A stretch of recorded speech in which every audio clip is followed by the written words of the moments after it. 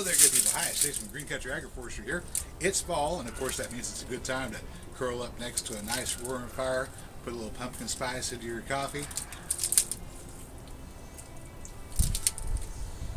and plant garlic. Garlic, like most other alliums, is really touchy about having other things sharing its root zone with it. So when spring comes around, there's a lot of plants that are growing and trying to get the roots down into the ground to get developed.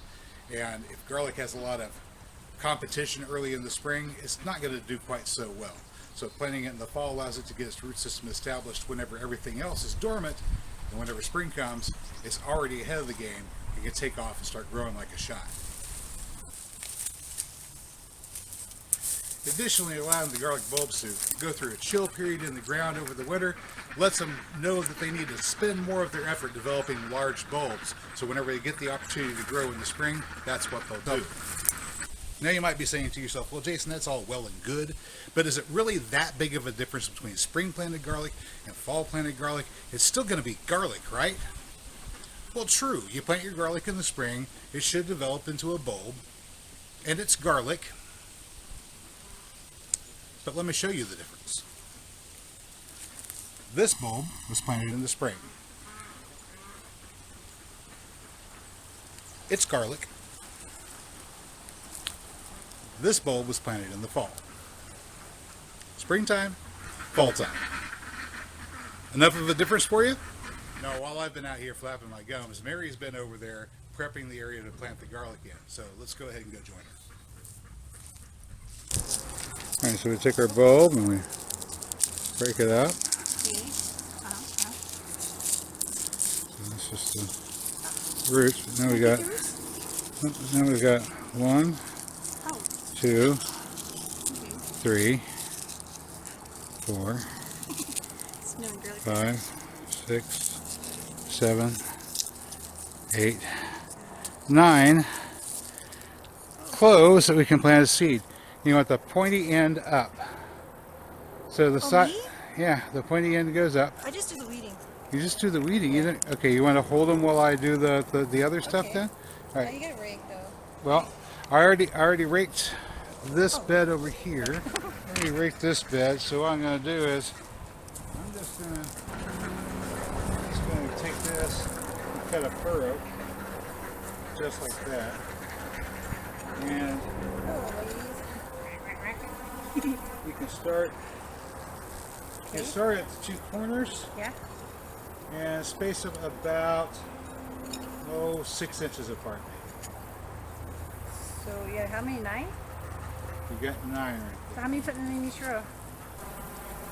I guess that's what we'll find out. Put them about 6 inches apart. 6 inches from each row and then 6 inches between them? Put 1 in each corner.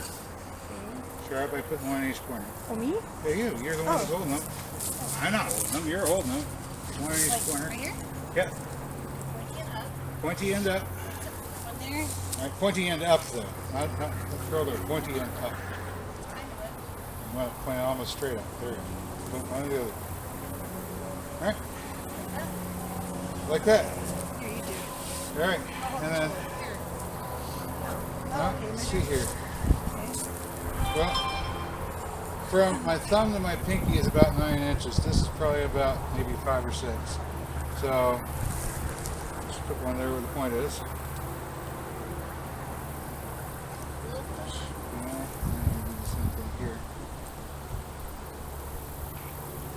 You probably have enough room for right in the middle of those 2. So that gives us 5 per row. And we've got what, 9? Plus over there. There, I help. Here. You do better than I do. You cook better than I do too. Alright. Now watch this. Yeah? In the first trench we put 1, 2, 3, 4, 5. Alright, so here we go. Another one. Oh, I'm gonna be blocking off the light here. Alright. So we got space in between 2 here. And put 1 straight up here. Space in between 2 here. Put 1 up there. Space in between 2 up there. And space in between those 2. 1, Like 2, that. 3, 4. So we've got 4 here. So we got 5 here and 4 here. Next row, of course, would have 5 in it if it's a complete row. Have a look at this. It's look at California softneck garlic. These guys I saw them selling for $3 a piece at Walmart about a year ago. So three bulbs like this for $9, about this size. All right, so this is what you're getting into. Whenever you open one of these up, you're going to get on average at least 8 decent cloves. Just getting that paper off. I get questions for you. What's your question? What's the difference between hard neck and soft neck? Hardneck has a stem that starts at the very base, runs all the way up through, and has a hard stem basically all the way through. That's a hardneck. And softneck doesn't. Okay. We're going to have to change out our battery here, so hopefully I can get these guys done. Alright, so anyway, as I was saying, it's finally done. You got 1, 2, 3, 4, 5, 6, 7, 8, 9. You got 10 closed. So that's 10 new plants I can start here. Yay. 10 new plants. There's little people in the box. Little people? Yeah, look, there's little people in the box. Look, you can see them. See the window? They're looking out the little window. Look at them. What? See the little people? They're looking out the little window. Part of the reason for choosing a mulberry tree to plant in conjunction with garlic. See, you might be thinking planting garlic with a mulberry tree.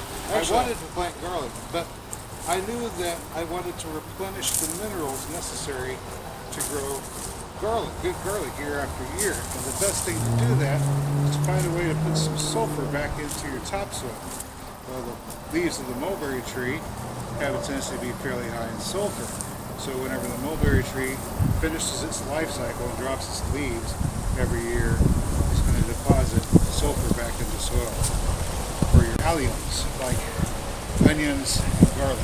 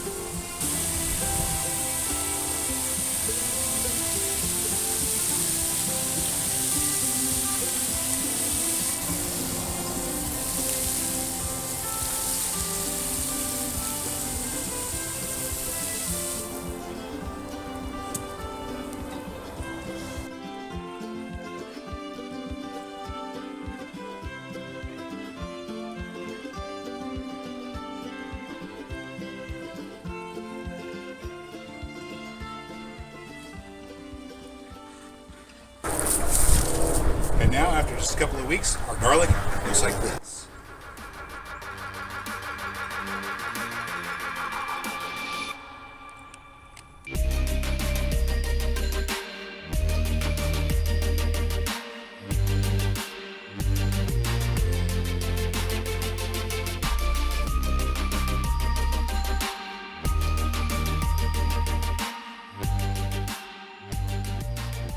So there you have it. That's what garlic planted in the fall looks like, and that's all I've got for you today, good people. As always, if you found the video informative or entertaining, you know what to do. I'll catch you next time, but until then, get out there, and even in the fall, you can get growing.